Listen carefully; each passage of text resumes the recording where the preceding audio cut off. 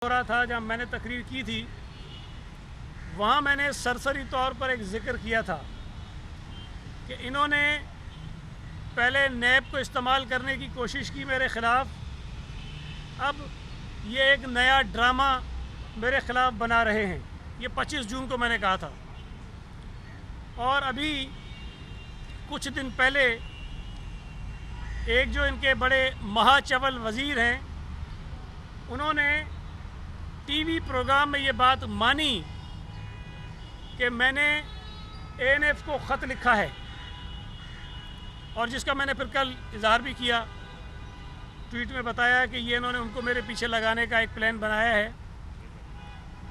मुझे इस चीज़ की कोई परवाह नहीं है। इंशाल्लाह ताला जिस तरह माजी में हमने इस शहर के ज़ालिम हों या इस मुल्क में जो ज़ालिम हुक्मरान हों उनका मुकाबला किया है, हम आइंदा भी करेंगे। और इस किस्म के हथकंडे मेरी ज़बान बंद नहीं कर सकते हैं, मेरे हौसले पस्त नहीं कर सकते हैं। मैं पाकिस्तान पीपल्स पार्टी का एक कारकुन हूँ और अपनी क़यादत की तरह इंशाल्लाह ताला इन तमाम इंतकामी हथकंडों का मैं सामना करूँगा और उनको बेनकाब करूँगा। अब बड़ी मज़े की बात यह है कि बुनियाद पर यह सारी कहानी गढ़ी जा रही है। वो रिपोर्ट जिसका मैंने पहले भी यहाँ इजहार किया था आपके सामने, जब इन्होंने ये लीक की थी जनवरी 2018 में, जो तारीख़ उसके पास उसके ऊपर लगी हुई है वो जनवरी 2018 की है।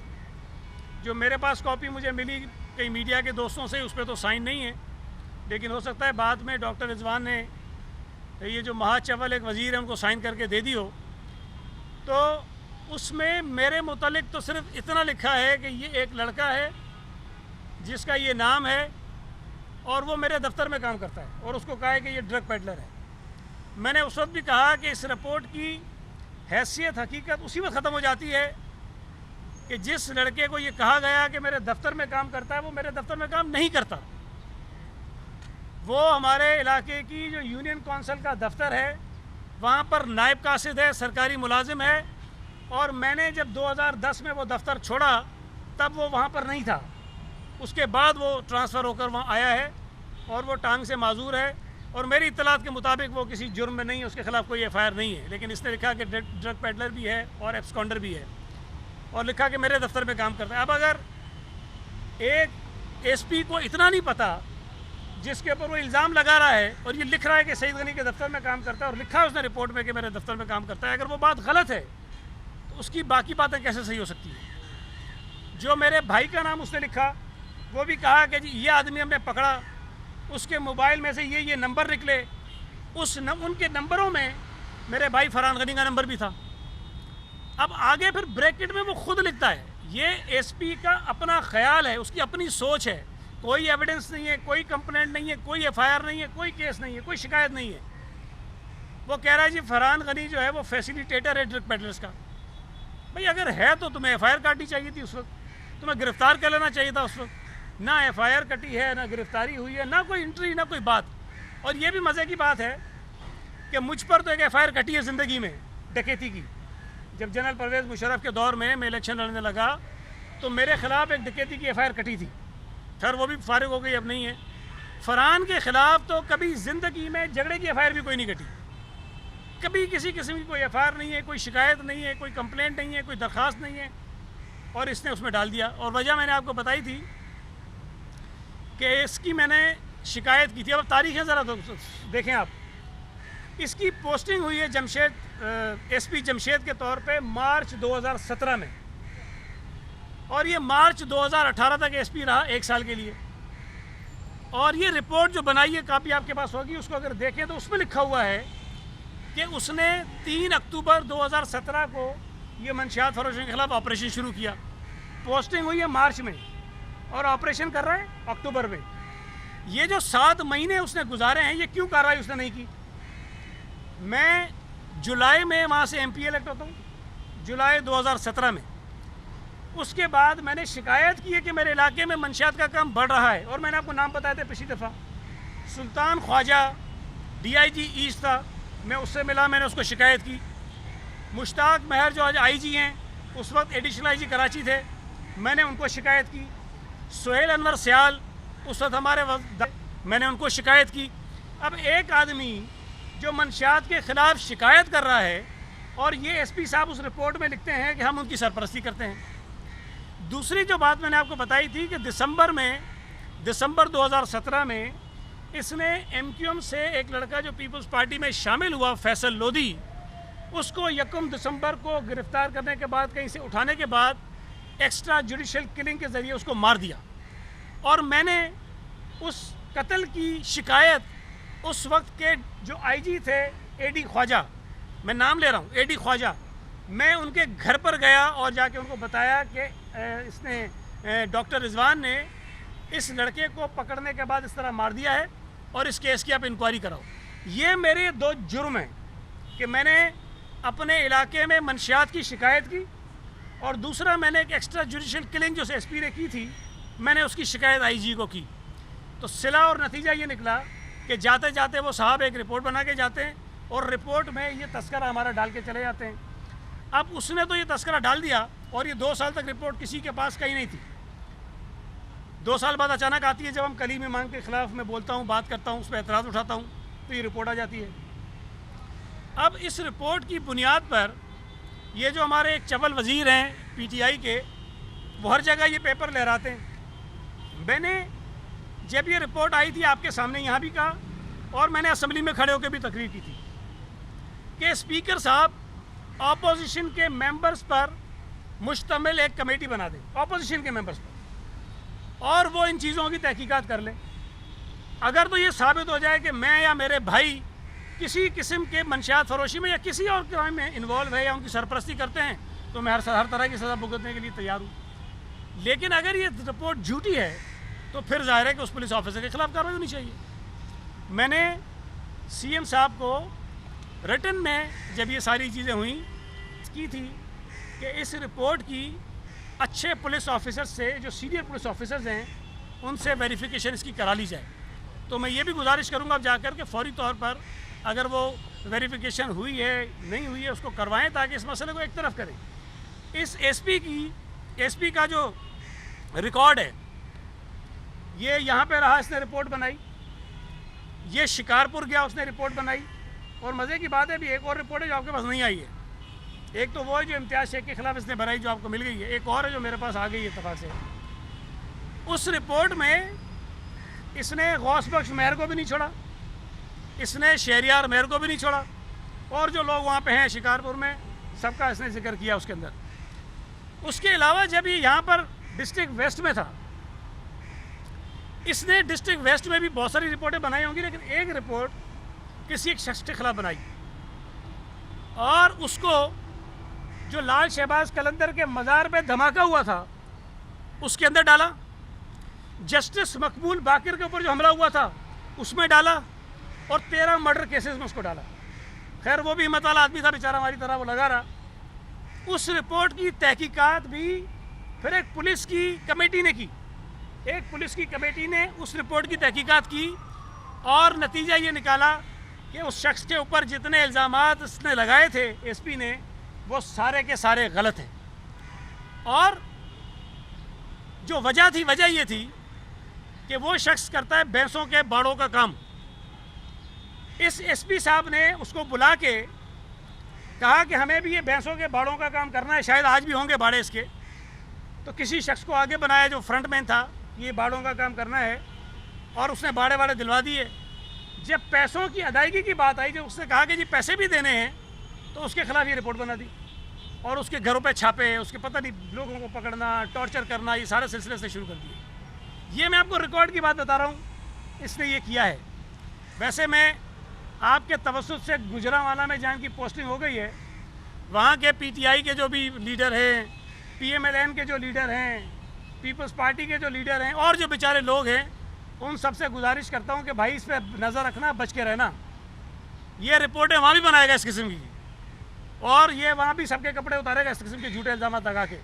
तो जब ये गुजरांवाला में लगा है तो लोगों को वहाँ मोहतात होना चाहिए और ख्याल करना चाहिए। दूसरी एक चीज़ जो मैंने कही 2-3 मरतबा, और मेरी उस बात की तायीद हबीब जान ने भी की, और वो हबीब जान जिसका एक वीडियो में इंटरव्यू जो था वो खुद इस चवल वज़ीर ने ये कहकर फैलाया और ट्वीट किया कि मैं एक बहुत ज़बरदस्त कोई बम धमाका करने वाला हूँ उस इंटरव्यू के ज़रिए। हबीब जान का इंटरव्यू आ गया। अब वो इंटरव्यू हमारे गले क्या पड़ना था, इनके गले पड़ा हुआ है। इसने शाहजेब खानज़ादे के प्रोग्राम में बैठकर ये कहा, जब शाहजेब ने उससे पूछा कि उज़ैर की जीआईटी में जो आप फैला रहे हैं उसमें लिखा हुआ है, उज़ैर ये कहता है कि और जमातों के साथ साथ पीटीआई भी मुझे अपनी जमात में शामिल करना चाहती थी। तो इसने इनकार किया वहाँ और कहा कि नहीं नहीं, मुझे तो पता ही नहीं है, मुझे तो जीआईटी में पता चला है। सफ़ेद झूठ। मैं ये बात बार बार चैलेंज कर रहा हूँ, ओ भाई तुम सच्चे हो, मैं झूठा हूँ। तुम फरिश्ते हो, मैं मनशात फरोशू बकुल तुम्हारे। मेरे साथ बैठो ना, मेरे सामने बैठो। तुम ये बताओ कि मैंने क्या किया है और मैं ये बताता हूँ कि तुमने क्या किया है। फैसला लोगों पे छोड़ दो। इतनी जुर्रत नहीं है, ना मेरे सामने मीडिया के सामने बैठने को तैयार हैं और ना ही किसी टीवी चैनल पर मेरे साथ बैठने को तैयार हैं। भाई तुम सच्चे, मैं झूठा, सामना करो मेरा।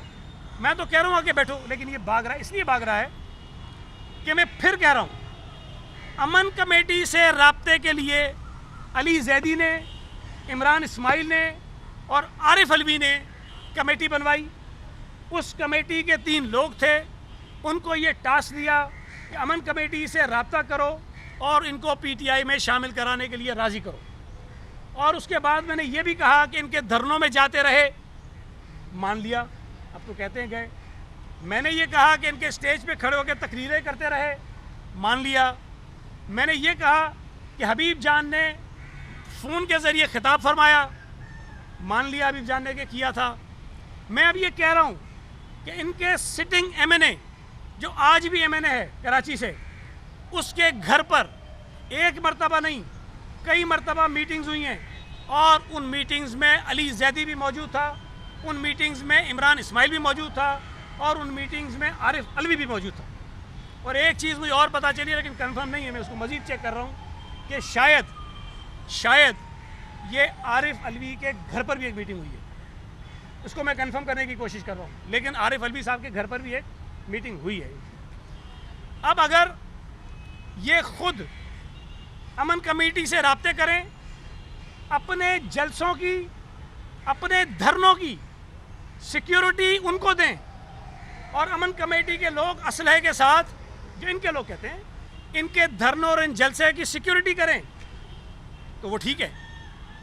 लेकिन अगर सईद गनी, कादिर पटेल और कोई जाके उनसे मिल लेता है तो हमने जुर्म किया है। तो ये सारे झूठे हैं। मुझे तो दुख होता है, अफसोस होता है कि गवर्नर साहब ने टीवी चैनल पर कलमा पढ़ के ये कहा कि सईद गनी झूठ बोलता है। कलमा पढ़ के ये कहा। लेकिन एक बात उन्होंने शायद थोड़ी घुमा के कही, उन्होंने कहा मैं उज़ैर से नहीं मिला कभी, ये कहा। हो सकता है उज़ैर से ना मिले हो। मैं अमन कमेटी की बात कर रहा हूँ, मैंने उज़ैर की बात कभी नहीं की। कलमा पढ़ के उनसे ये कहें कि वो ये कहे, कलमा पढ़ के गवर्नर ये कहे कि क्या इनकी 3 रुकनी कमेटी जो उन्होंने बनाई थी उसने अमन कमेटी से रब्ता किया कि नहीं किया। क्या अमन कमेटी के नुमाइंदे आपके साथ उस एमएनए के घर पे इस बात को डिनाई करें? मैं उस कमेटी के लोगों के नाम बता दूंगा और हो सकता है मैं उनमें से कई लोगों को किसी प्रेस कॉन्फ्रेंस में अपने साथ बिठा के बता दूं कि ये गवाह हैं, वो ये कहते हैं। ये बात सारी ठीक है। मैंने एक बात और कही कि अली जैदी ने लंदन में जो फंड रेजिंग हुई शौकत खानम के लिए, $3 मिलियन शौकत खानम की फंड रेजिंग के अपने अकाउंट में डाले। झुठलाए, कहे कि मैं झूठ बोलता हूँ, कहे कि मैं गलत बोलता हूँ, और वो पैसे किस तरह से इसके पास से निकलवाए गए हैं वो भी मैं बता दूंगा, किसने निकलवाया वो भी बता दूंगा। एक और मज़े की चीज़ आपको बताऊं कि जिन दिनों में 2011 में इनका कराची में जलसा हुआ, उन्हीं दिनों में शायद लंदन में अल्ताफ़ हुसैन के ख़िलाफ़ ये लेके जा रहे थे शिकायतें, बड़ा शोर मचा हुआ था। वो अल्ताफ़ हुसैन की एमक्यूएम थी, याद रखें। आप तो कहते हैं ना अल्ताफ़ हुसैन की नहीं है, उस वक्त तो अल्ताफ़ हुसैन की एमक्यूएम थी। एक तरफ ये लंदन में ड्रामा कर रहे थे, दूसरी तरफ इनके लोग यहाँ एमक्यूएम के पास मिन्नतें कर रहे थे कि हमारे जलसे में लोग भेजो। और इसकी कई वीडियोस भी आई उन जलसे की, अगर आप लोगों ने मीडिया पे चलाएंगे। कई लोग कह रहे थे हमारा ताल्लुक तो एमक्यूएम से है, हम तो यहाँ देखने आए, ये करने आए। तो 2011 का जो जलसा था पीटीआई का, उसमें अमन कमेटी और ये बाकी तो अपनी जगह, एमक्यूएम के लोगों को भी लाया गया और एमक्यूएम की लीडरशिप से दरख्वास्त करके लाया गया और कराची में एमक्यूएम की लीडरशिप से जो मुलाकातें हुई वो इमरान इस्माइल ने की। अब फिर पढ़े कलमा और फिर कहे कि मैं गलत कहता हूँ। ये इतना झूठ बोलते हैं, इतना झूठ बोलते हैं कि ये समझते हैं कि बस कोई और देख नहीं रहा है, जो मर्जी कह दें। मैं तो कह रहा हूँ जो मुझ पे इल्ज़ाम लगाए हैं भाई मेरे सामने बैठ के कह दो, मैं तो साबित करूँगा कि गलत है, इंशाल्लाह ताला वक्त बताएगा ये सारे गलत हैं। लेकिन जो तुम्हारे मुतालिक मैं कह रहा हूँ वो एक एक चीज़ ठीक है और मेरे पास इससे ज़्यादा चीज़ें मौजूद हैं। मैं बताऊँगा कि ये क्या करते हैं। मैं बार बार ये कहता हूँ कि ये सारा ड्रामा, ये सारी चीज़ें, ये सारी हरकतें सिर्फ इसलिए की जा रही हैं कि इस नालायक, नाअहल, सिलेक्टेड हुकूमत की जो अवाम दुश्मन पॉलिसीज़ हैं, इनकी नालायकी की वजह से, नाअहली की वजह से मुल्क जिस बहरान का शिकार है, मईशत जिस बहरान की शिकार है, जो लोगों को मुश्किलात हो रही हैं, महंगाई हो गई है, जिस चीज़ का ये नालायक वज़ीर आज़म नोटिस लेता है उस चीज़ की कीमत बढ़ जाती है। इसने लोड शेडिंग का नोटिस लिया, कम होने के बजाय बढ़ गई। बिजली महंगी कर दी। पेट्रोल की कमी का नोटिस लिया, पेट्रोल की कमी तो पता नहीं कितने हफ्ते चलती रही, लेकिन 27% से लेकर 66% पेट्रोल बढ़ा दिया। दवाओं का नोटिस लिया, दवाएं महंगी कर दी। चीनी का नोटिस लिया, चीनी महंगी कर ली। गंदम का नोटिस लिया, गंदम महंगी कर दी। पीआईए का नोटिस लिया, पीआईए को गाड़ दिया। स्टील मिल के पीछे पड़े, लोग निकाल दिए। तो कोई एक ऐसा काम नहीं है जो इन्होंने किया हो और उसका कोई मस्बत नतीजा निकला हो, तो लोगों के हक़ में नतीजा निकला हो। तो इन तमाम इशूज़ से, अवामी इशूज़ से, कोरोना के इशू से लोगों की तवज्जो को हटाने के लिए इन्होंने सारा ये ड्रामा छोड़ा हुआ है। और ये चवल, जो चवलों का सरदार है, एक वज़ीर, उसको उन्होंने छोड़ा हुआ है मैदान में। और मैं ये बता दूं कि भाई तुम जितनी बदतमीज़ी कर लो टीवी पे बैठ के, जितनी ऑल फोल मेरे खिलाफ बक लो, तुमने पंगा गलत आदमी से लिया है। मैं एक एक चीज़ इनकी बेनकाब करूँगा। मैं यहाँ पैदा हुआ हूँ, यहाँ रहता हूँ, मेरी नस्लें यहाँ रहती हैं और रहेंगी। मैं पता नहीं कितनी सदियों से रहता हूँ ना। मैं पहले मुल्क से बाहर गया था ना आइंदा जाऊँगा। तुम पहले भी मुल्क से बाहर थे और तुम फिर मुल्क से बाहर चले जाओगे। मैं तो दुआ करता हूँ कि अल्लाह करे कोई इलेक्शन हो और इसको फिर इतनी हिम्मत हो कि दोबारा उस हल्के से लड़े। और इंशाल्लाह ताला मैं पार्टी से दरख्वास्त करूँगा कि मुझे टिकट इस चवल के सामने दें, ताकि इसको मैं बताऊँ कि इलेक्शन होता क्या है और फिर देखता हूँ कि इसको कैसे कोई इलेक्शन में जितवाता है। तो इसको मैं बिल्कुल टिका के इसकी तसल्ली कराऊँगा इंशाल्लाह ताला और इसको इसकी जगह पे पहुँचाऊँगा। और मैंने पहले भी कहा है कि लोग मुझे कहते हैं कि लीचड़ आदमी हूँ। तो इस मामले में जो मत्था मारेगा मेरे साथ, ठीक है, जो हमारे साथ होगा हम भुगतेंगे, लेकिन इनके झूठ को बेनकाब करूँगा, इनकी हरकतों को बेनकाब करूँगा। और ये देखें, ये कभी नहीं हो सकता। और मैंने पहले भी कहा कि भाई अगर मेरा ख़ानदान चनेसर गोट में जो है ना वो हज़ारों में 100 नहीं हज़ारों हैं। जिस घर की जो 4-5 हमारे घर है ना इर्द गिर्द के, कोई 100 के करीब वोट तो उधर हैं। बाकी जो और मेरा ख़ानदान उधर रहता है, कोई भाई 800-900 तो वोट होंगे मेरे ख़ानदान के सिर्फ। तो भाई इन हज़ारों लोगों में अगर 2-4-5 लोग किसी काम धंधे में हैं तो मेरा क्या ताल्लुक़ है। जिस आदमी का ये नाम बार बार लेता है कि जी उसको मैं सरपरस्ती करता हूँ, वो पहले तो पता नहीं कितनी दफ़ा पकड़ा गया। हमारी हुकूमत आने के बाद 2008 से लेके आज तक 2020 तक कोई 8-9 उसके ख़िलाफ़ FIR हुई हैं। कोई पता नहीं कितनी मरतबा वो गिरफ़्तार हुआ है, कई मरतबा वो जेलों में गया है। और मैंने बार बार ये कहा आपके सामने कि मुझे IG से लेके सिपाही तक मेरी 25 साल सियासी ज़िंदगी में एक आदमी लेकर आ जाएं आप, एक आदमी जो ये कहे कि सईद गनी ने किसी क्रिमिनल के लिए, किसी जराइम पेशा शख्स के लिए हमें उसकी सिफारिश की है। कोई एक आदमी आ जाए, ये बहुत बड़ी बात होती है। 25 साल कराची में सियासत करने के बाद मैं ये कह रहा हूँ आपको, कोई एक आदमी लेकर आ जाए, नहीं मिलेगा आपको। तो मैंने साफ़ सुथरी सियासत की है, मेहनत की है, कोशिश की है और पार्टी ने बड़ी मेहरबानी की कि मुझे इज़्ज़त दी, अल्लाह ताला का करम हुआ। लेकिन मैं इसी तरह किसी चवल और चमार आदमी को ये इजाज़त नहीं दूँगा कि वो अपने ड्रामेबाजियों के ज़रिए मेरी इज़्ज़त को, मेरी साख को ख़राब करने की कोशिश करे। मैंने पहले भी सामना किया है, मैंने इनसे बड़े बड़े दहशतगर्दों का सामना किया है। ये तो चमार लोग हैं, इंशाल्लाह ताला इनका भी सामना करूँगा। बिजली बहरान पे आप बोलेंगे?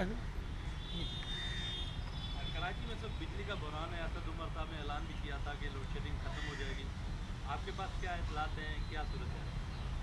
देखिए, मैं ये बात कई दफ़ा कह चुका हूँ कि आरिफ नकवी PTI का सबसे बड़ा ATM है। और ये बात मैं नहीं कहता, रेहाम खान की किताब में लिखी है, जिसको ये नहीं मानते उसने भी लिखी है।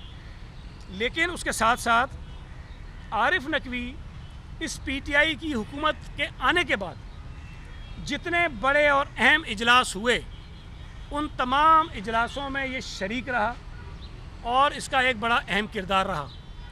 ये आरिफ नकवी जो शंघाई इलेक्ट्रिक जो ख़रीदना चाहती है के इलेक्ट्रिक को, भाई ख़रीदना तो चाहती है के इलेक्ट्रिक को, वज़ीर आज़म से जाकर डेलीगेशन को मिलवाता है शंघाई इलेक्ट्रिक के, और ये उसमें मौजूद होता है। जब ये पकड़ा जाता है तो वहाँ पर जो रेफरेंस ये देता है अपनी गिरफ़्तारी के वक्त, वो वज़ीर आज़म इमरान खान का देता है। उसके अलावा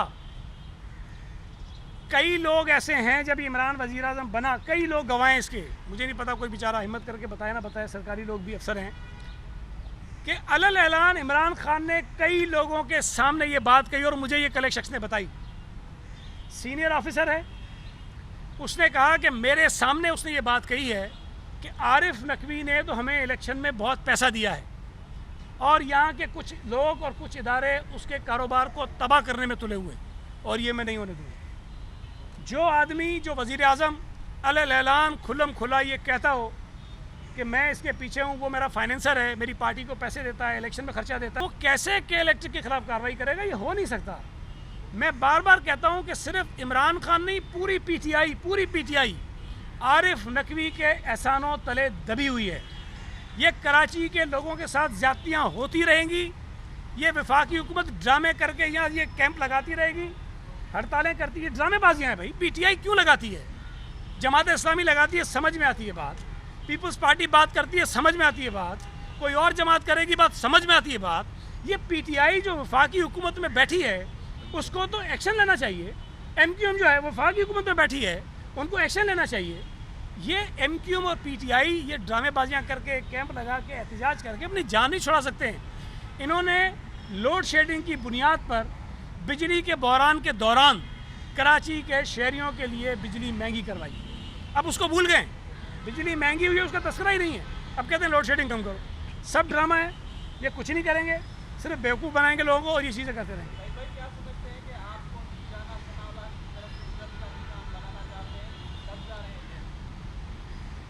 देखें, राना सनाउल्लाह भी अल्लाह का शुक्र है दिलेर आदमी है, जितना मेरा उनके साथ मैंने उनको देखा है।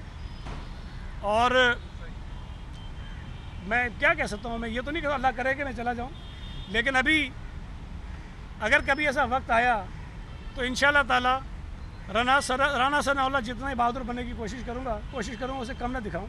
लेकिन ये मैं आपको बात बता दूँ, मैंने जब से सियासत का आगाज़ किया है, मैं हमेशा बुरे से बुरे हालात के लिए तैयार रहता हूँ। तो अगर कोई चीज़ मुझे होगी तो मैं ज़हनी तौर पर हर काम के लिए तैयार रहता हूँ।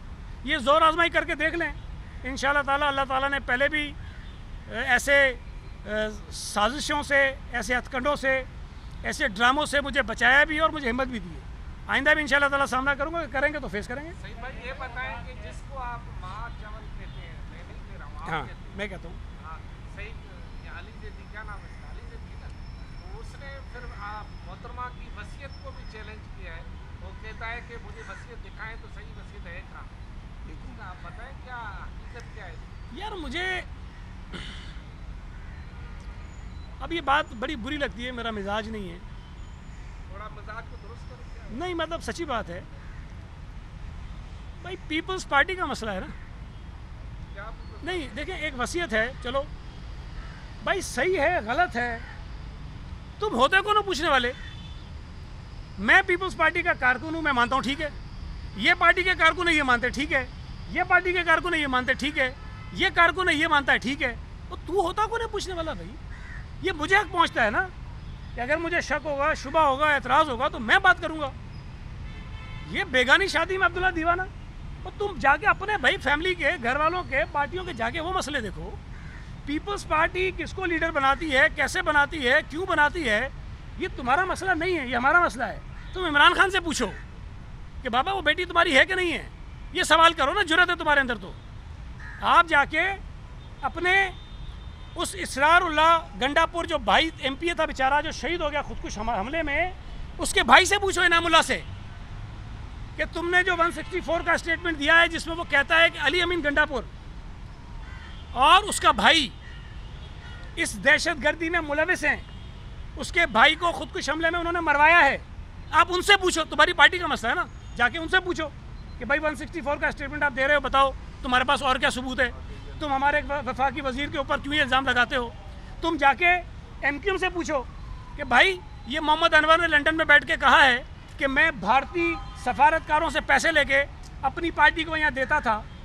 उससे पूछो कि भाई भारतीयों से पैसे लेके तुम्हारा एक इत्तेहादी जो है यहाँ पे खर्च करता था। तुम इससे पूछो, तुम फहमीदा मिर्ज़ा से पूछो कि उज़ैर की GIT ये कहती है कि जो जुल्फ़कार मिर्ज़ा है उसने हमें हथियार भी दिए, उसने हमें लाइसेंस भी दिए, उसने हमें कहा कि बंदों को मारो, उसने कहा कि शहर में अमन अमान ख़राब करो। तुम जाके उससे पूछो, तुम हमसे पूछने वाले कौन होते हो भाई? हमारी पार्टी के मसले हम जाने। ये मैं कहता हूँ ना, देखें जब मैंने ये बात की ना चवल, तो ये मैंने ऐसे ही नहीं कहा, ये मैंने बड़ा सोच समझ के किया और बड़ा इतना सुपर फिट है। और मैं आपको बताऊँ, एक मरतबा अताउल्ला कासमी साहब ने ये लफ्ज़ इस्तेमाल किया गई, तो किसी ने पूछा उनसे कि ये चवल क्या होता है? उन्होंने कहा कि चवल होता नहीं है, चवल नज़र आता है। तो चवल जो है वो नज़र आता है। तो ये जहाँ साहब बैठते हैं ये उमड़ के साबित करते हैं, उछल के साबित करते हैं कि हाँ मैं चवल हूँ, हाँ मैं चवल हूँ। तो ये चवलों का सरदार है, ये महाचवल आदमी है। तो इसकी चवलें चलती रहें, लेकिन इंशाअल्लाह ताला मैं इन तमाम झूठों को बेनकाब करता रहूँगा, इनके चेहरों से नकाब उतारता रहूँगा और इनकी आवाम दुश्मनी और जो चोरियाँ चकारियाँ हैं वो आपके सामने लाता रहूँगा।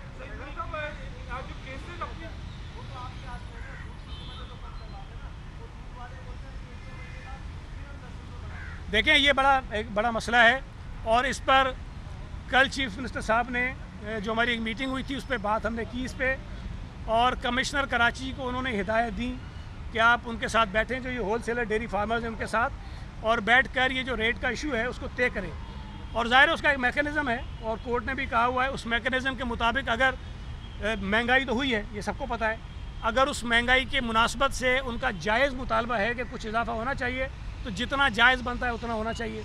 लेकिन ये जो अपनी मर्ज़ी से बग़ैर हुकूमत की अप्रूवल के जो इजाफा करते हैं वो गलत है, और वो बिल्कुल आपकी बात ठीक है, ये अवामी इशू है और इस पर हम बात कर रहे हैं। अच्छा, आपने जिक्र किया मैप केसेस का और ये ANS के केसेस का, इस वक्त सूरत-ए-हाल क्या है कि कराची का अमन तबाह करने के लिए फिर एक दफ़ा दहशतगर्द मुतारिक हैं, जिनके हमले के मुद्रा को भी सिक्योरिटी थ्रेट्स आए हैं। क्या आपके साथ भी ऐसी सूरत-ए-हाल दरपेश है कि इनसे कुछ बड़ी नहीं, जो इनकी इत्तेहादी नहीं?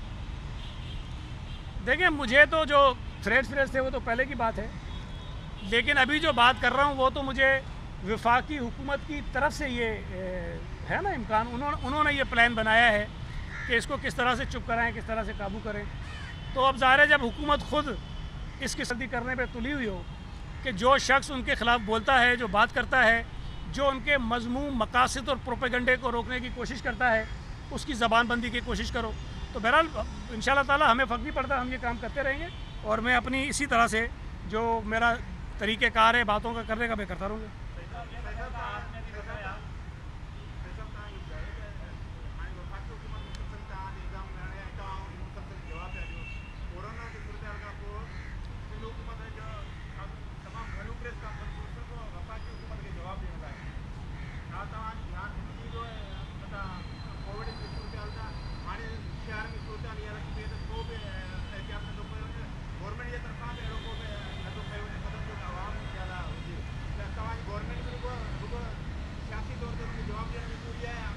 देखें ये बात हमने हर प्रेस कॉन्फ्रेंस में कही, आज भी मैंने कही, और जब कोरोना का इशू उरूज पे था मैं भी कहता रहा, मुर्तज़ा भी कहता रहा, नासिर शाह भी कहते रहे, सीम साहब भी कहते रहे कि ये हुकूमत कोरोना से लोगों की तवज्जो हटाना चाहती है और ये जो उनके 4-5 शेरू हैं उनको ये छोड़ देते हैं ताकि वो नॉन इशूज़ को उजागर करें और जो आवाम के इशूज़ हैं उसको ये बैक बर्नर पे डाल दें और पीछे लेके चले जाएं। अब मुसीबत ये है कि अगर ये झूठे इल्ज़ामात लगाते हैं, अनशन बोलते हैं, अगर हम जवाब ना दें तो शायद लोग ये समझेंगे कि वो ठीक कहते हैं। हमें मजबूरी में ला मोहल्ला बात करनी पड़ती है, लेकिन शुरू में हमने बहुत रिस्ट्रेंट शो किया है। शुरू में जब ये बातें करते थे हम कोशिश करते थे कि हम इनको जवाब ना दें, लेकिन प्रॉब्लम ये है कि ये सारे चवल हैं, इनको एहसास नहीं है कि ये 22 करोड़ लोगों का मुल्क है, यहाँ लोगों के मसाइल हैं और हुकूमत की बुनियादी ज़रूरत या जो उनकी जो बुनियादी ज़िम्मेदारी होती है वो लोगों के मसाइल को हल करना होती है, लोगों की मुश्किलात को कम करना होती है, उनको सहूलतें देना होती है। लेकिन इनको कुछ नहीं पता, इनका बस एक ही मकसद हयात है कि शोर मचाओ, हंगामा करो, टीवी पे जगह लो, सोशल मीडिया पे गंद मचाओ, बदतमीज़ी करो और लोगों की तवज्जो बांटो।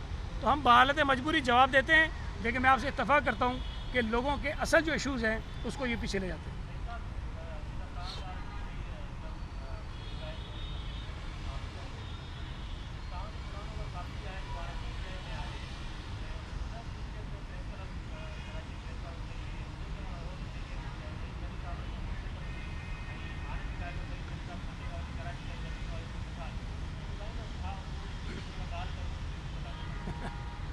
अच्छा, मैंने तो नहीं सुनी प्रेस कॉन्फ्रेंस, लेकिन मैं बता देता हूँ, आपने सवाल कर लिया है। मेरे जितने एसेट्स हैं वो आप इलेक्शन कमीशन की वेबसाइट पे चले जाएं और वहाँ से मेरी वो एसेट्स की डिटेल निकाल लें, वो आपको मिल जाएगी।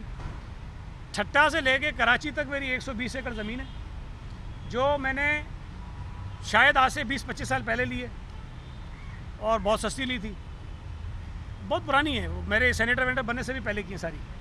120 एकड़ ज़मीन है, वो मौजूद है। अब अगर उसको ये कहते हैं ठट्टा से कराची तक, तो बड़ी मेहरबानी भाई, मेरे पास है। और आपने क्या बोला, मैं क्या कहा है? अच्छा, मेरे पास, मुझे मोटरसाइकिल चलानी नहीं आती, मुझे मोटरसाइकिल चलाना नहीं आती। अच्छा, दूसरी अर्ज़ कर दूँ, मैं बता दूँ, मैंने ये बात कभी नहीं की। मैं हमेशा एक बात का इज़हार करता हूँ कि मैं एक गरीब और आम ख़ानदान से हूँ। मैं ये बताता हूँ कि मेरे वालिद साहब जब पैदा हुए थे तो हमारे घर में मुश्किलात थी, फाके थे, तकलीफ़ होती थी, लेकिन मैंने ये कभी नहीं बताया कि मैं जब से घर में पैदा हुआ अपने, मेरी पैदाइश से वक्त से लेकर आज तक हमारे पास गाड़ी रही है। गाड़ी थी मेरे घर में जब मैं पैदा हुआ हूँ। ये जितने असेंबली में इनके अरबपति बन के बैठे, ज़रा पूछें, ये जब घरों में पैदा हुए थे कितनों के पास गाड़ी थी? हमारे पास गाड़ी थी। मेरे जब वालिद साहब की डेथ हो गई, कभी होगा तो मैं तफसील बता दूंगा, हमें इतने पैसे उस वक्त मिले थे बैंक से और ये सारी चीज़ों से करके कि मैं अच्छे खासे डिफेंस में तो बड़े घर ले सकता था उस वक्त।